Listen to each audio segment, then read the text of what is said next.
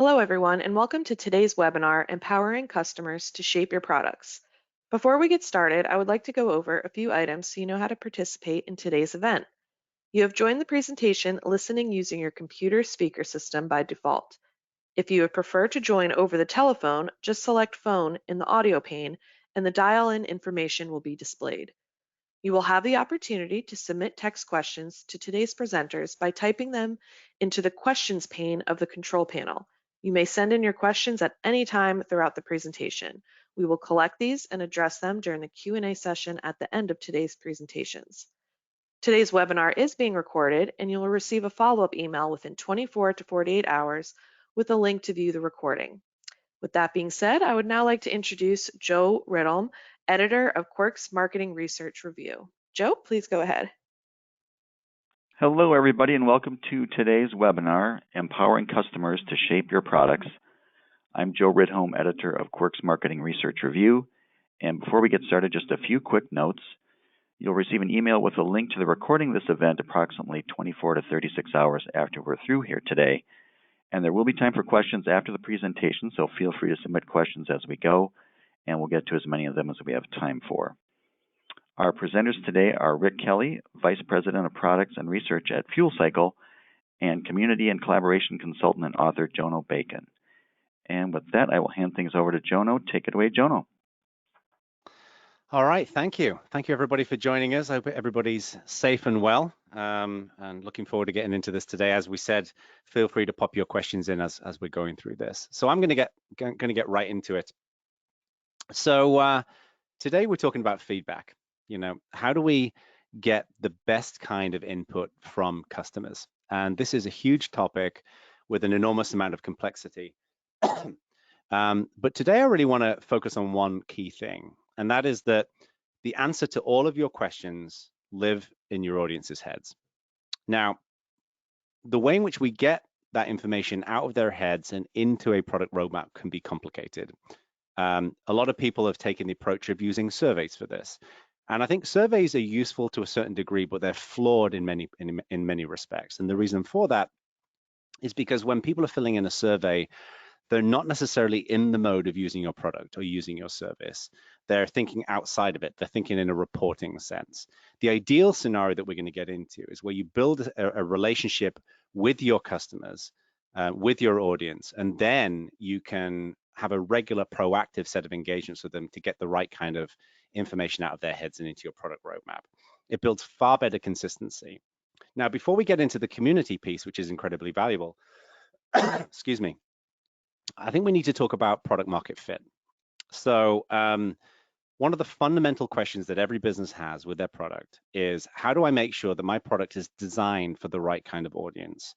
And how do I make sure that that audience is getting the right kinds of features? There is a huge risk out there that if you have a product that you are unclear on your audience and you end up creating features and capabilities in your product and putting R&D into it that are designed for an audience that doesn't buy it, that doesn't get enough value out of it, and then you become cluttered up with features. We've all seen these, you know, these, excuse me, let me just take some water. We've all seen these products of the past with their toolbars packed with features, and it becomes incredibly complicated to use. And often that's because they haven't been very specific about exactly what their product needs. You know, a good example of this is the difference between Microsoft Word and Google Docs. You know, Google Docs is nowhere near as capable as Microsoft Word, but what they did is they focused, what do most people need to do with Google Docs? And they served those needs first, and they've been able to get into a pretty entrenched market.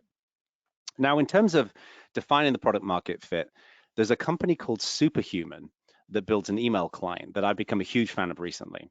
In a nutshell, this is, you pay $30 a month to use that service. So it's not cheap, but it makes email far more efficient than using something such as Gmail. But what was really interesting is that they delivered a product market fit exercise that I think delivered some really interesting results. What they did fundamentally is they sent a survey out to their audience, and they said, and this is in early 2017, how would you feel if you could no longer use Superhuman? And they gave them three options. Would you be very disappointed? Would you be somewhat disappointed, or would you not be disappointed at all? So, the super passionate users would say that they would be very disappointed if it went away. And 22% of people came up with that response.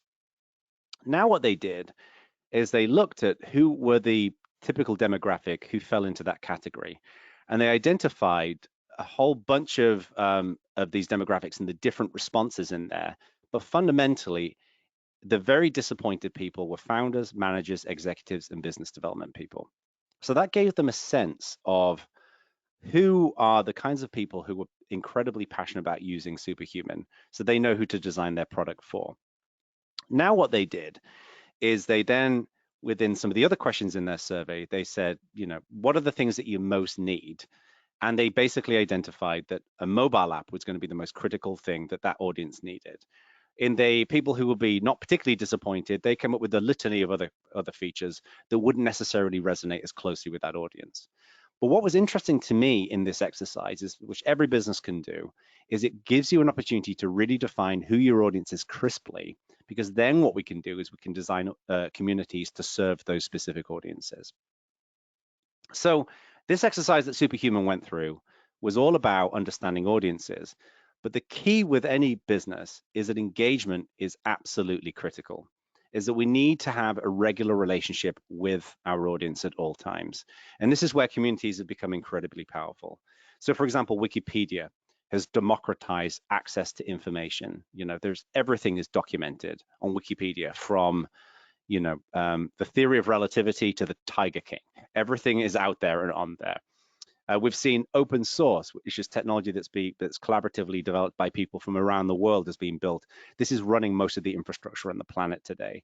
We've seen the maker revolution, which has brought together bits and atoms where people can build all kinds of devices and products collaboratively together. And crowdfunding has democratized fundraising. No longer do you have to necessarily just go to a VC. You can go and use the community to generate revenue that can fund your products and your services and your ideas. And these communities, the results are out there. Harley Davidson has built a community of 1,700 local groups around the world. Salesforce and SAP have built communities of millions of users who come together to provide support, run events, and create content. Star Citizen raised over $250 million in fundraising for their video game. Lego Ideas enable their community to create Lego sets, and they actually sell many of them. One most recently was around women in space. IGN bring millions of video game developers together, video game fans together. And HitRecord, which I think is a really interesting example, was founded by the actor Joseph Gordon-Levitt, who actually contributed some content to my new book, People Powered, where they bring artists together to work on the same productions. Someone will do the music, someone will do the green screen, someone will make the art, and many of these productions have been showcased at Sundance. So there's huge value in this. And I think one of the most phenomenal examples, and one of the examples that's most relevant to what we're talking about today, is Fitbit. If you go to the Fitbit community, they have a community of 1.8 million people. And these people don't just come together to ask questions about their Fitbit devices. I'm wearing one right now, but they talk about how to swim better, how to run more efficiently. What are the benefits of intermittent fasting? The community becomes a place where customers add value to customers. And when you get customers adding value to customers, you create a better product experience. And because of that, you have a far more diverse set of customers in your community who are passionate about your product, and therefore you can get really good insight from them about what your product should be doing. Really fundamentally, what this all boils down to is that a community is a network of minds, a network of talent, time, and experience. And traditionally, the relationship between brands and communities was not particularly significant. You'd have a company and they'd have a huge database of customers, but those customers weren't connected together. And when you do connect them together, you can offer enormous value.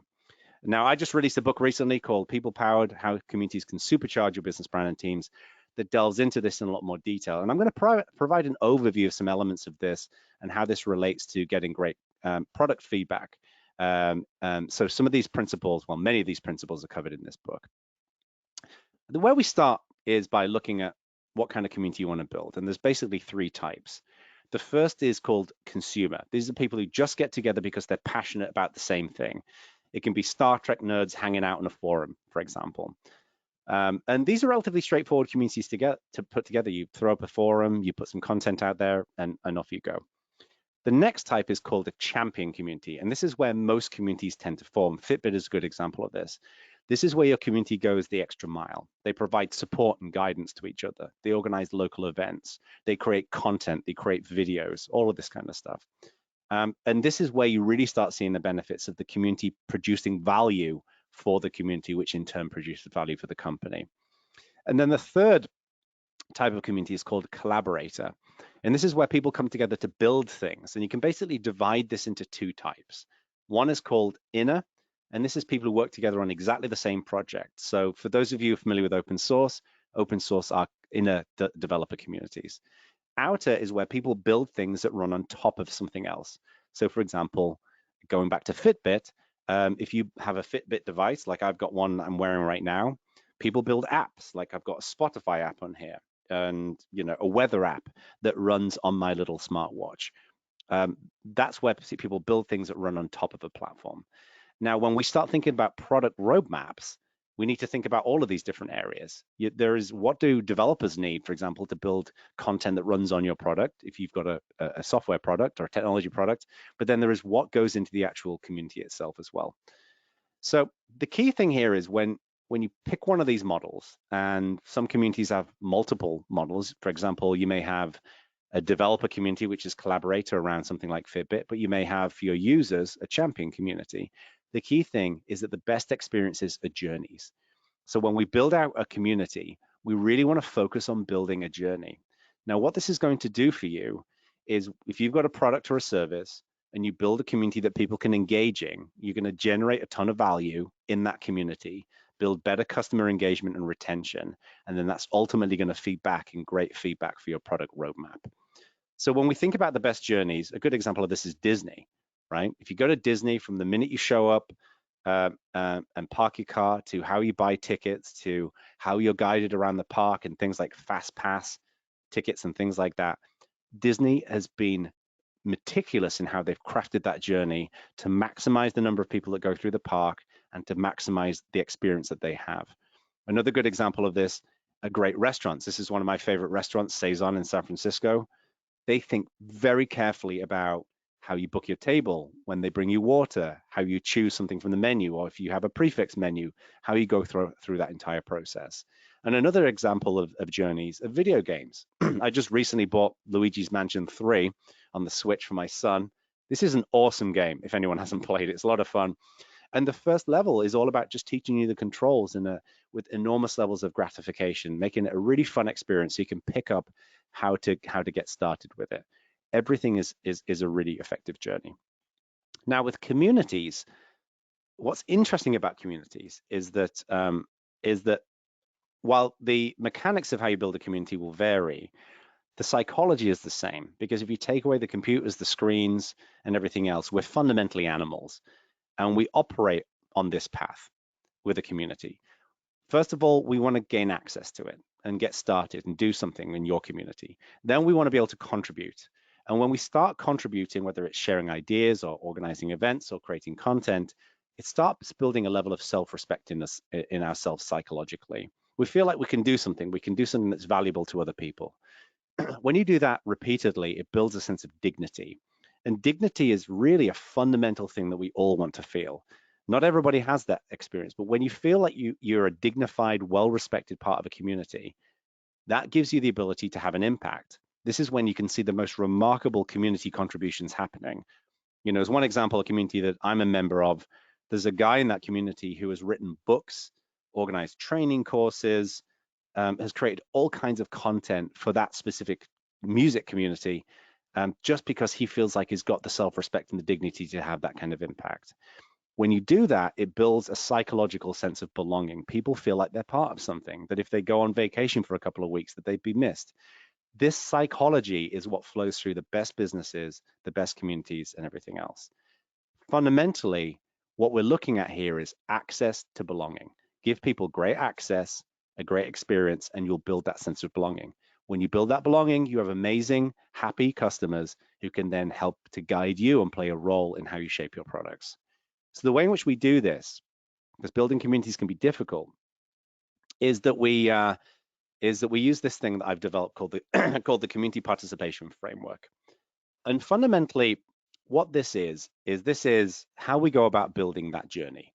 It takes us from step one all the way through to that high level of retention and core participation. So let me break this down and we'll kind of dig into this. So we start out with figuring out who our audience is.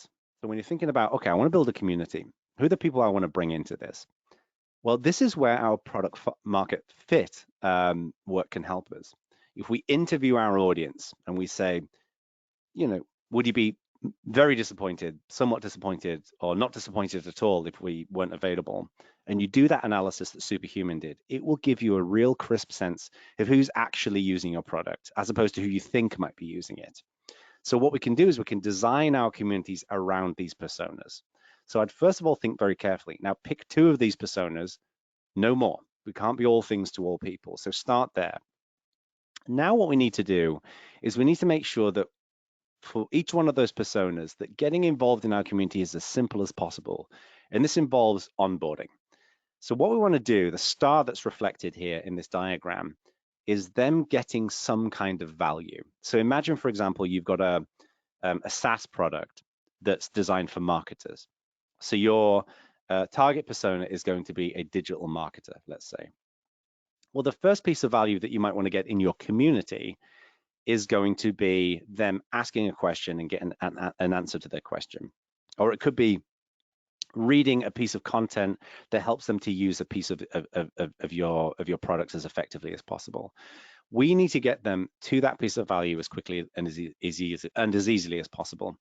One of the big mistakes that I see with companies who I work with when I'm helping them to build communities is they go out there, they hire a community manager, they set this community manager loose, and they fly to every conference, they write tons of blog posts, they do tons of social media, they do loads and loads of outreach to raise awareness about the community and why it's so cool and why it's so exciting. But then people come in, they step onto this on-ramp and it's incredibly complicated, it's confusing, you need to sign up for 3 different accounts, it's not very clear how you get started, it's just really complicated. I would apply exactly the same principle to salespeople who go out there and sell your product, and then people come in, they start using your product, and then the onboarding of your product itself is confusing.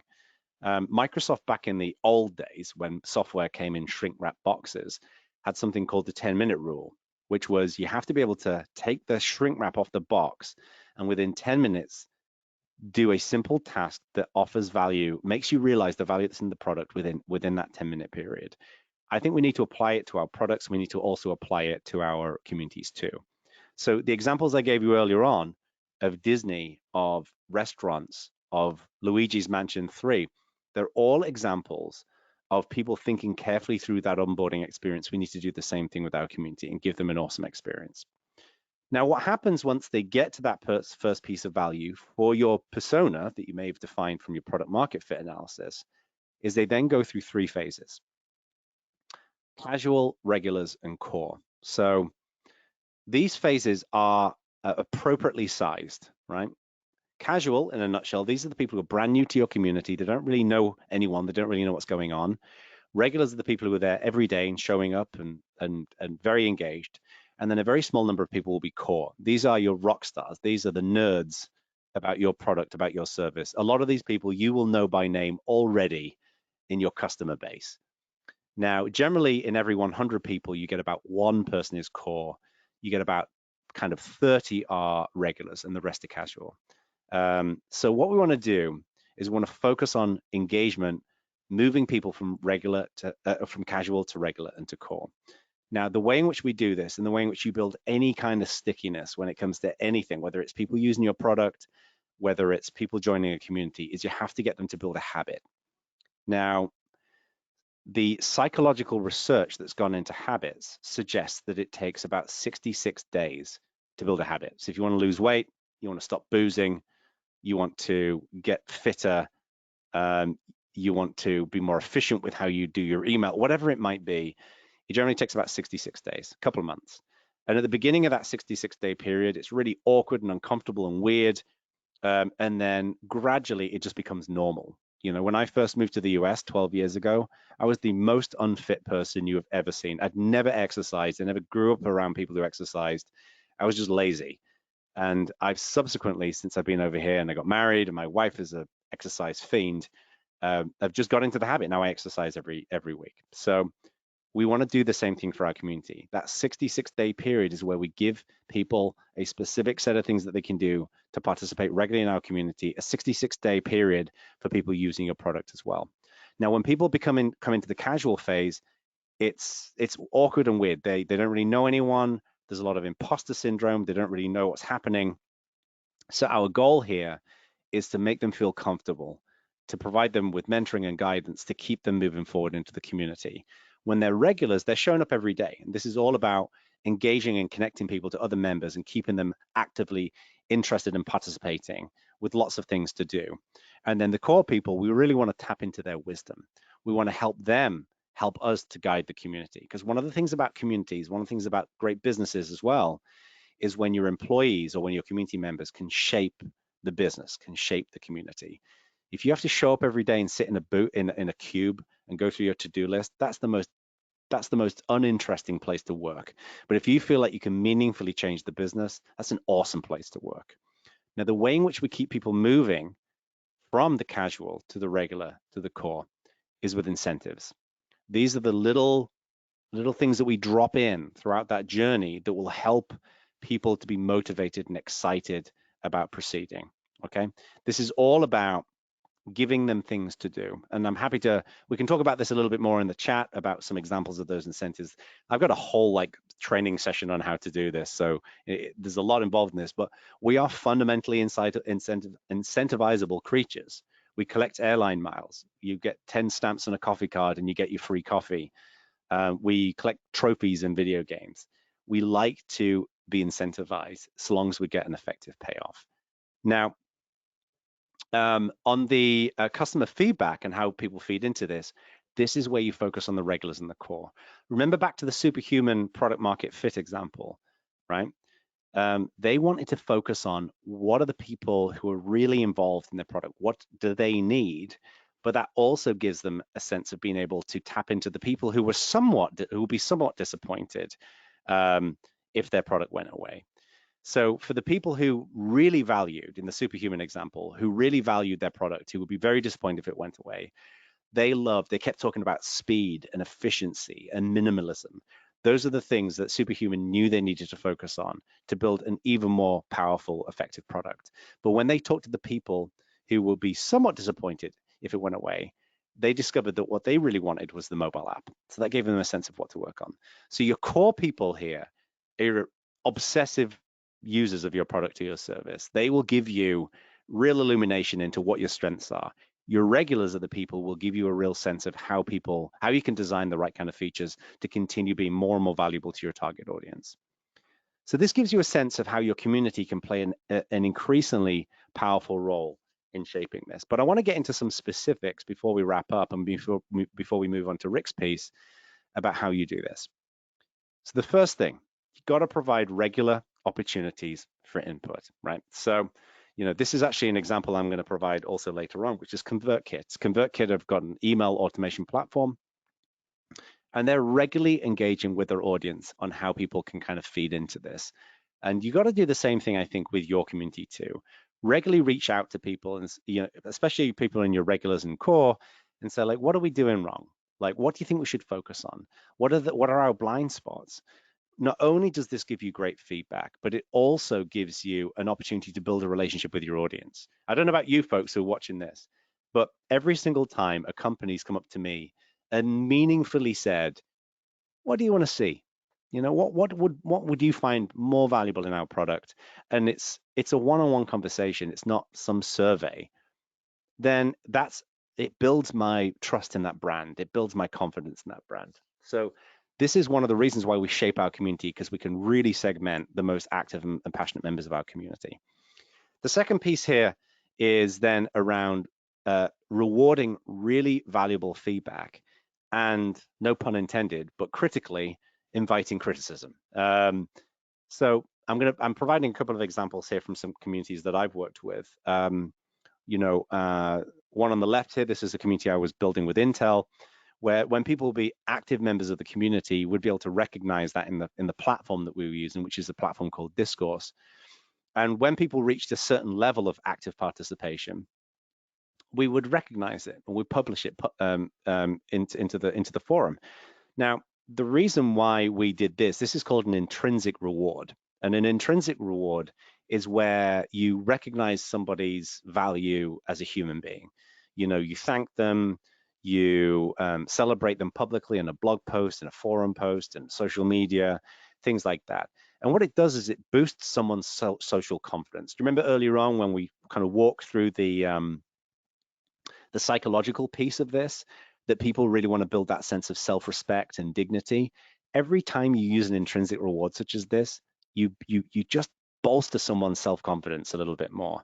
And you know, I don't want to turn this into a 9-inch nails record, but the world is filled with people who lack massive levels of confidence.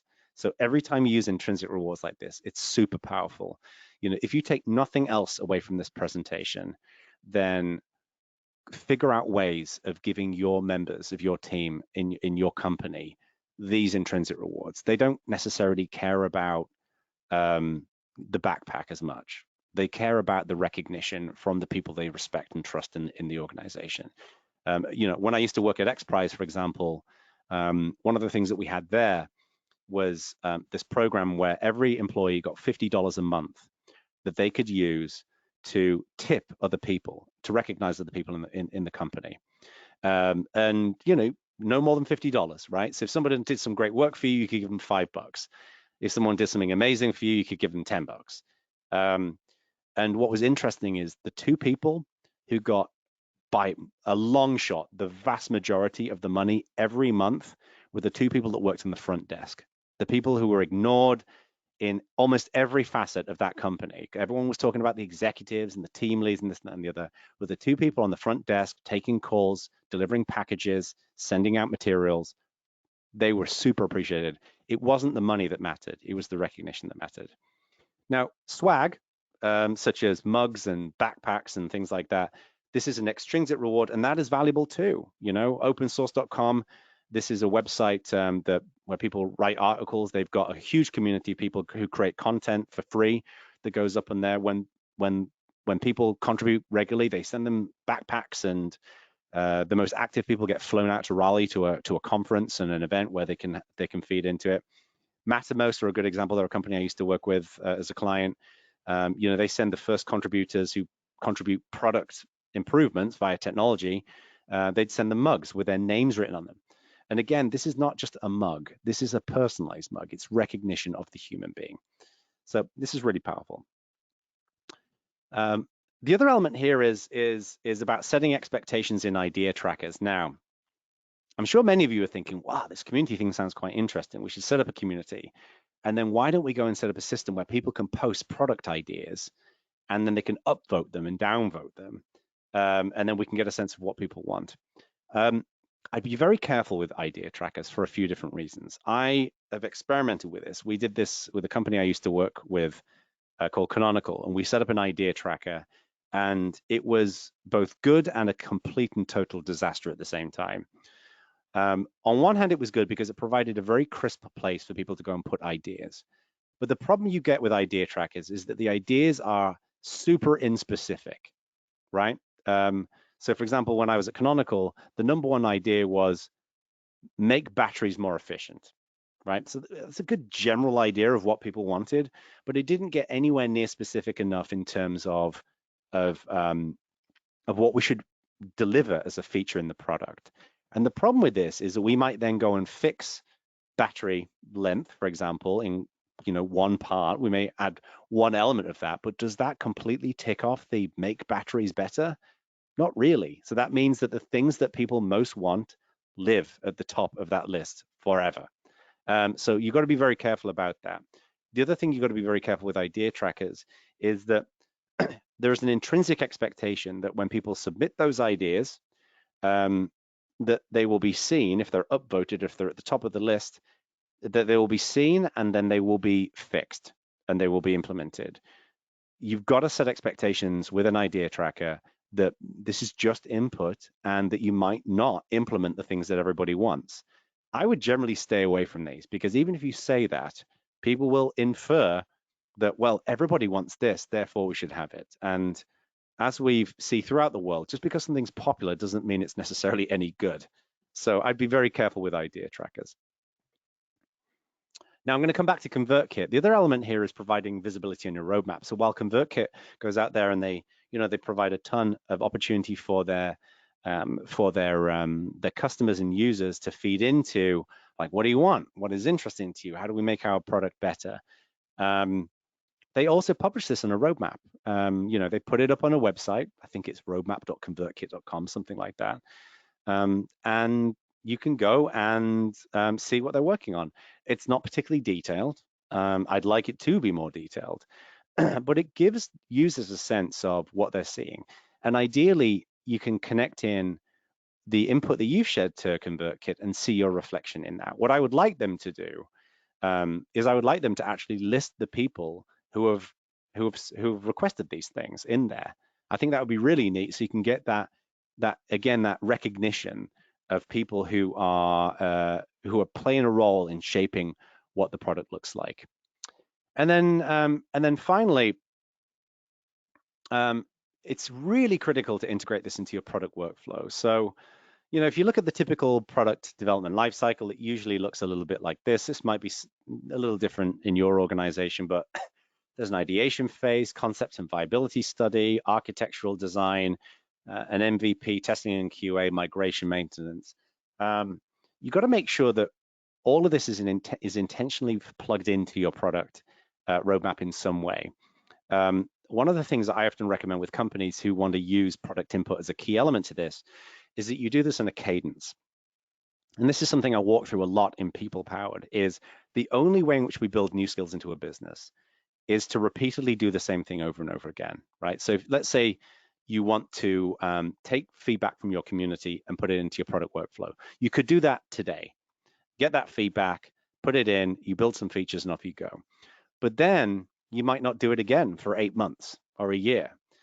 What we need to do is we need to have a cadence and we do it regularly. So we could say every 6 months, for example, in these 2 months every year, this is when we go through the community solicitation phase of getting that feedback from the community, prioritizing it, putting it into a roadmap, publishing those intentions online so people can see it, and then going through. And those features may take a while they may not come out in the next 6 months, but the intention has been documented and defined.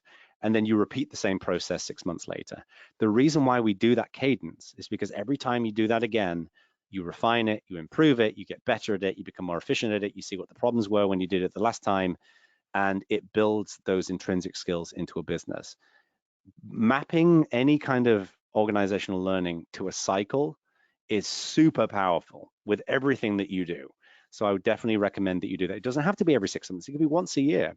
You have to pick the right cadence for you, but make sure that you plug it into your workflow and that you do it on a regular cadence cycle.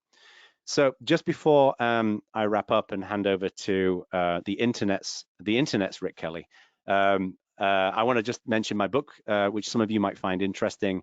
It's called People Powered. It's basically a business book. It walks through what is the value of communities, what are the pitfalls, how do you go about building a community strategy, and then how do you integrate it into a business. It just won an award at the Business Book Awards, which I'm thrilled with. It's got 5-star reviews on Amazon and Goodreads. And it's a bestseller for Amazon and Porchlight. And our friends at Fuel Cycle are going to share the registered attendees in this webinar, and I'm going to drop you an email with a couple of free chapters. You don't have to go and buy it. If it's interesting to you, go and get it. That's great. But what's more interesting to me is I can give you some value as a next step, such as some free chapters and templates and other bits and pieces. So, and that's it. Thank you, everyone, for listening. Awesome stuff, Jono. Maybe one quick question as we kind of transition here, because you piqued my curiosity. At XPRIZE, were you able to take that $50 tip and give it to yourself, or did you have to give it to somebody else? It's funny you joke about that, but someone did actually try and do that. You had to give it to somebody else. Yeah, but and what was Well, cool is you could actually spend that money. It wasn't fake internet points. It was actual dollars. So yeah, very cool. Well, yeah, you can hardly build a community of one, so it makes a lot of sense. And I correct. appreciate you walking us through all the all the community kind of collaboration ideas.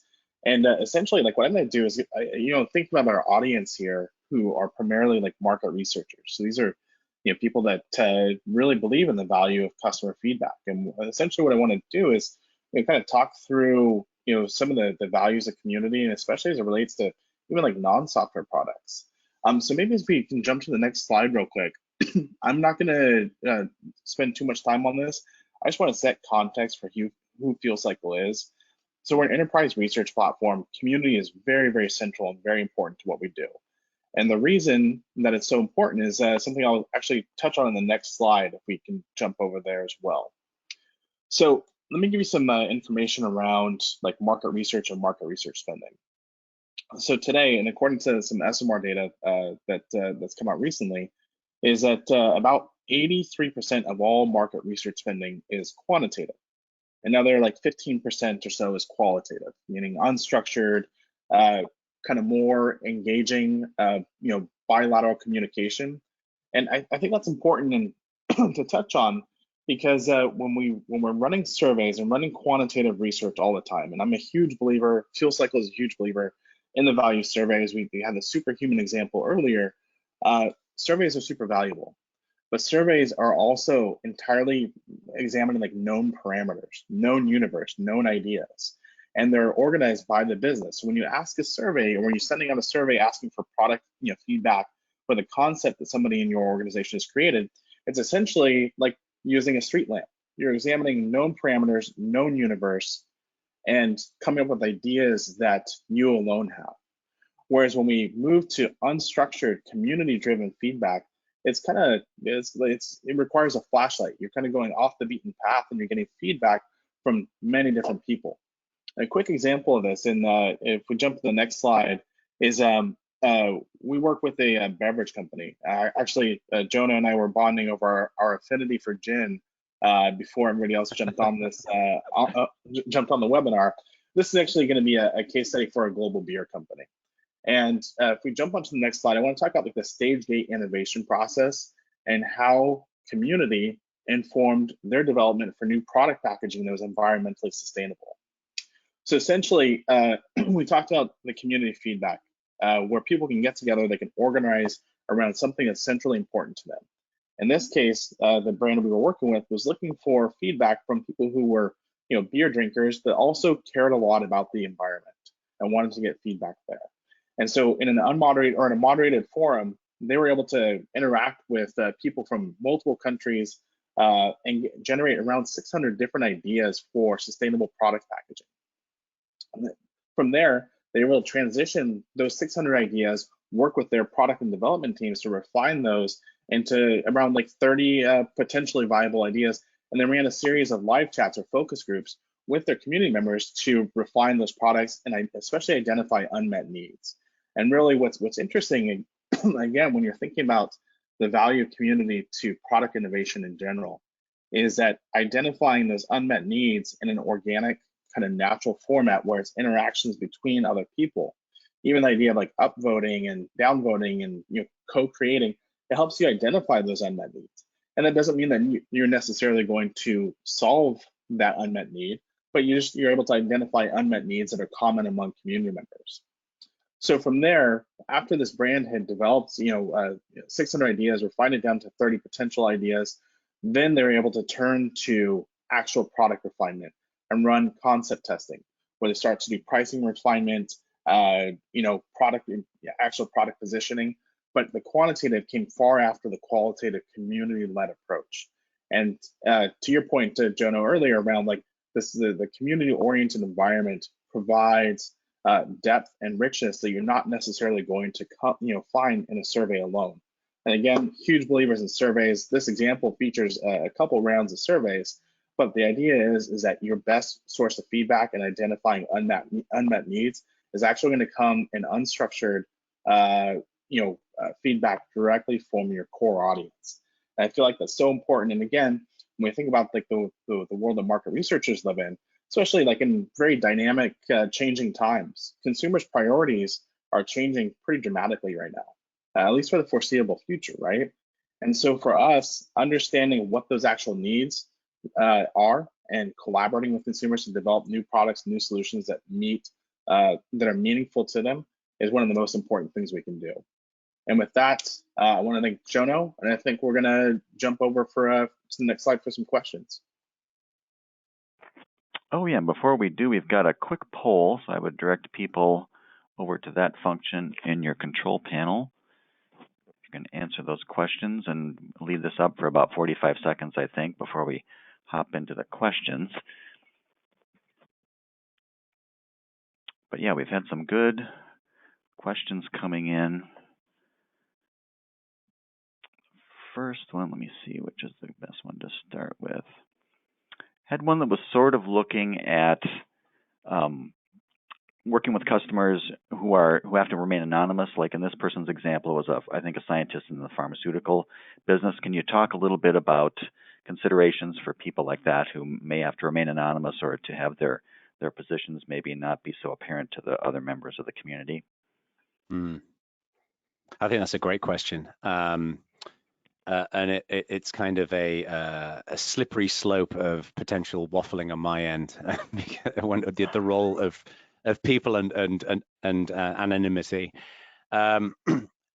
So I think you're always going to have people who don't necessarily want to come into a community and play an active role. And part of the reason might be anonymity. They can't share who they are. And I think surveys are a great way of kind of capturing that broader view. The way I kind of look at it is, think of a survey as a means to put together a big clump of clay, and then a community is an opportunity to kind of refine that clay in some ways, because you've got really super leveraged and engaged audience members. It does beg the question of, do you enable people to come into your community who are completely anonymous? And the way I look at this is that you enable people to come in and not necessarily have their identity known. So for instance, they can sign up with an email address, but their username may be, Badger123 or something along those lines. And that's completely fine, and people can do that. And many communities thrive on that, because not necessarily everybody wants their persona on their personal identity online. But what you should never do is go for the 4chan model, where you can just post anything without any kind of connectivity to an email address or something along those lines. It just generates abusive behavior. It's very difficult to moderate that. So yeah, I agree with that. And I think one of the things to think about too when it comes to like product development and innovation, no matter which industry you're in, is you think about the maybe successful projects that have been created with anonymous or semi-anonymous users. And I think like the blockchain community, actually, there's a large degree of people that are anonymous and not known to each other other than by a username, and there's still really valuable collaboration that happens despite people not having status in the quote-unquote real world. You can still get a lot of the value of community despite people not knowing the physical identity of somebody. Sure. Yep.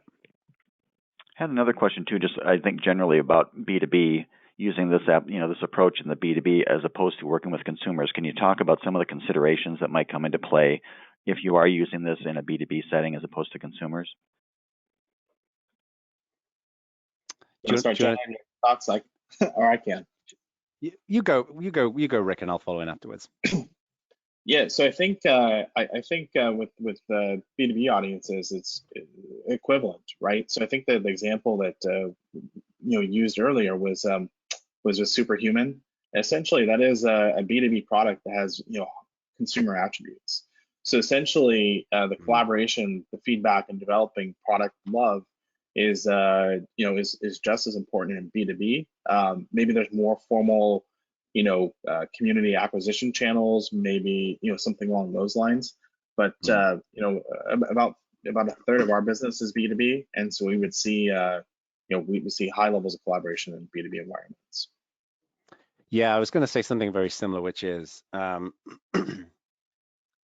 the core, communities are a human thing, and humans just happen to segment themselves into businesses. I think just the implementation might differ a little bit, and I think a lot of this is about defining those audiences crisply. So to give you an example, one company that I'm currently consulting with right now, we're building two communities for their product. One is is focus on they've got a very technical infrastructure product, and one of the audiences is decision makers and kind of CTO, C-suite type members, and then the other are the developers and the engineers that are involved in setting up and building and running the product. For the engineers, they will go to forums, they'll go to Slack channels, they'll hang out online. There's no problem with that, but they will not be marketed towards. They will not take any of your traditional marketing, and they're super value focused when it comes to content. But the other audience, your executives, they're not going to go to a forum. They're going to primarily be communicated with via email, and they're going to be looking for what is the way in which I grow my business and what is the ROI that I can get for it. I don't care about technical implementation details. So I think effectively segmenting and understanding your audience and what value means to them is the most critical piece. The big mistake a lot of people make when they build communities is they say, well, why don't we set this thing up? If we build it, they will come. They won't come. You got to go to where they are. And that's why you design your audiences appropriately.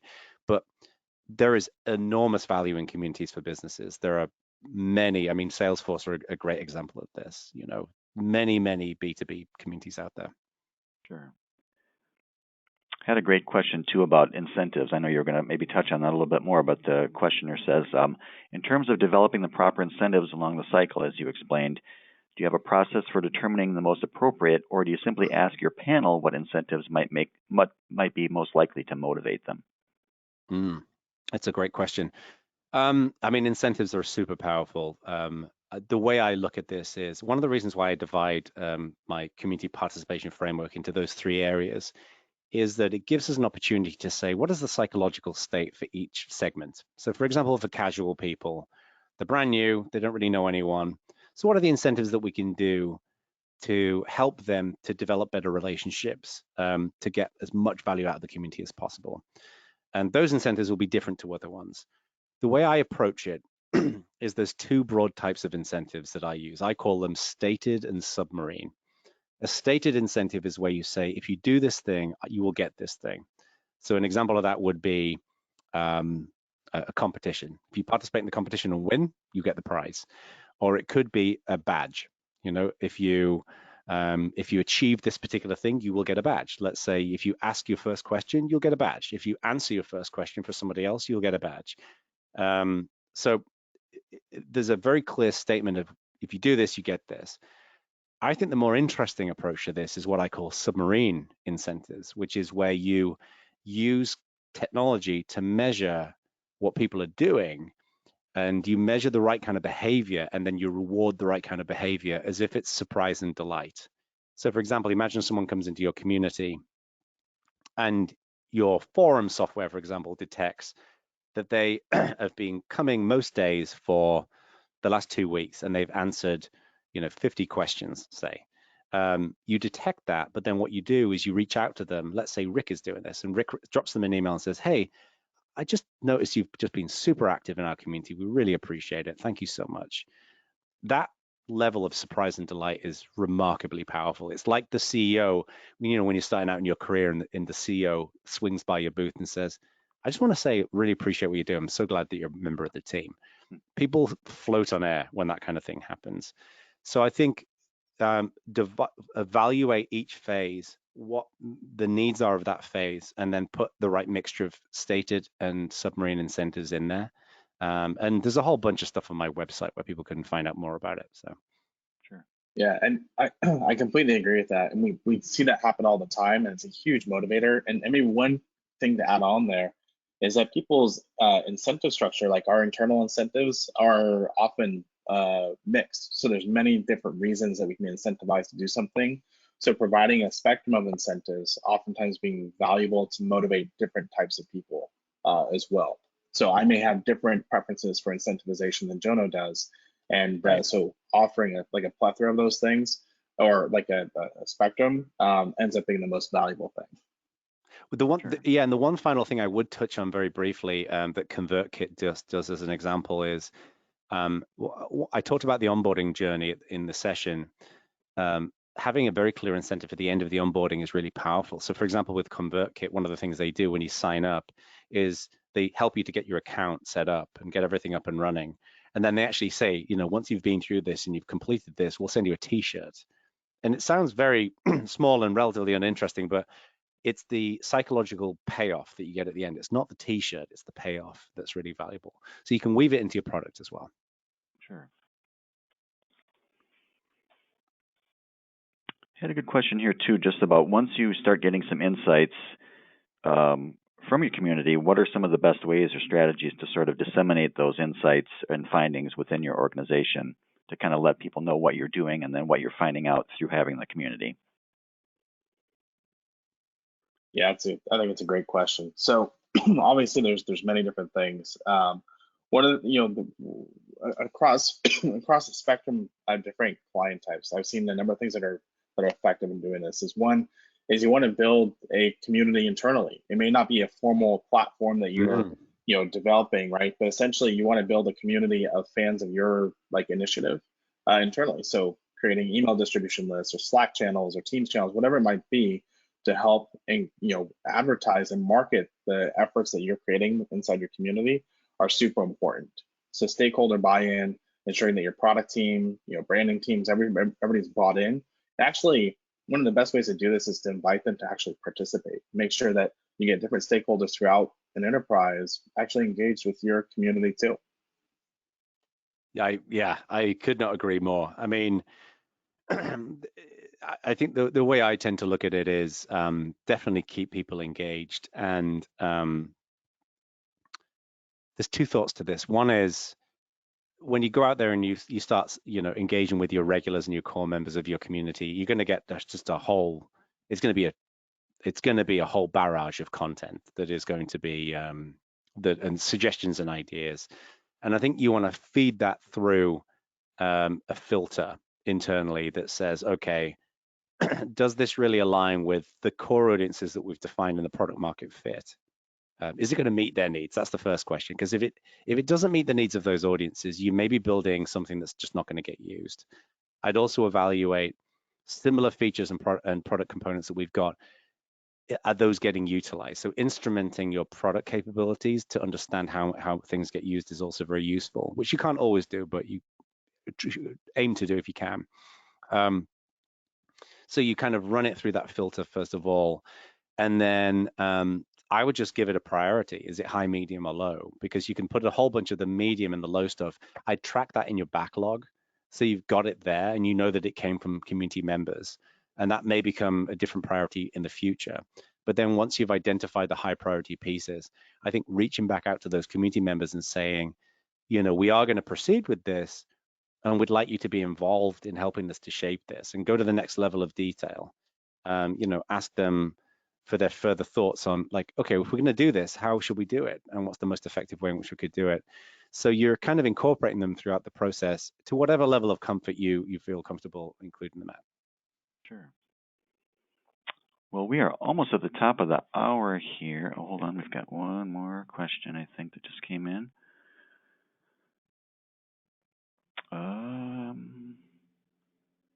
I think we'll probably just end it here. That's about all we have time for today. I just want to thank Jono and Rick and everyone from Fuel Cycle, and also, most importantly, thank all of you for taking time to be with us here today. So thanks very much, and enjoy the rest of your day. Thank you. Thank you.